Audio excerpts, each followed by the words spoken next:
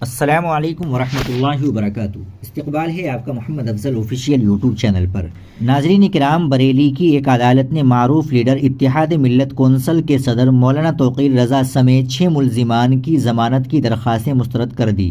26 ستمبر کو اعلیٰ محمد صلی اللہ علیہ وسلم پوسٹر تنازع پر ہوئے تشدد کے سلسلے میں ان سبھی پر پولیس پر پتھراؤ، فائرنگ اور تیزاب پھینکنے کا الزام ہے۔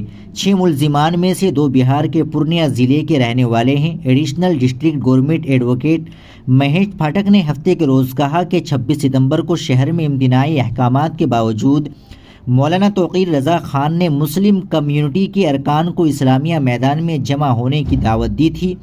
پولیس نے مداخلت کی تو ہجوم نے پتھراؤ شروع کر دیا۔ پاٹھک نے کہا کہ فسادیوں نے ایڈیشنل سپرنٹینڈنٹ آف پولیس کی گنز کی رائفل اور پولیس جیپ سے ایک وائرلیس سیٹ بھی چرا لیا۔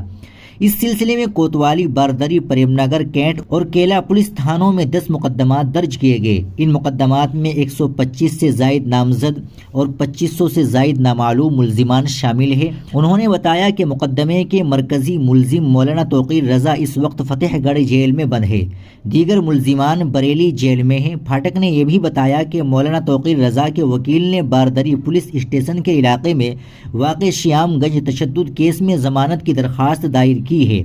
جمعے کو ایڈیشنل ڈسٹرکٹ اینڈ سیشن جج امرتا شکلا کی عدالت میں درخواست کی سماعت ہوئی، جہاں مولانا توقیر رضا، فیضان سکلانی، تاکیم اور منیر ادریسی اور حرمین اور نعمت اللہ کی ضمانت کی درخواستیں مسترد کر دی گئی۔ ای ٹی وی بھارت کے مطابق مولانا توقیر رضا 27 ستمبر سے فتح گڑھ سینٹرل جیل میں بند ہے۔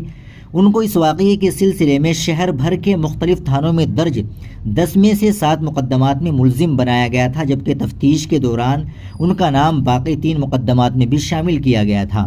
ناظرین کرام، آپ اس اہم خبر کے تعلق سے کیا کہیں گے کمنٹ باکس میں ضرور بتائیے گا۔ ویڈیو کو لائک اور شیئر ضرور کر دیجیے، چینل کو بھی سبسکرائب کر لیجیے گا۔ السلام علیکم ورحمۃ اللہ وبرکاتہ۔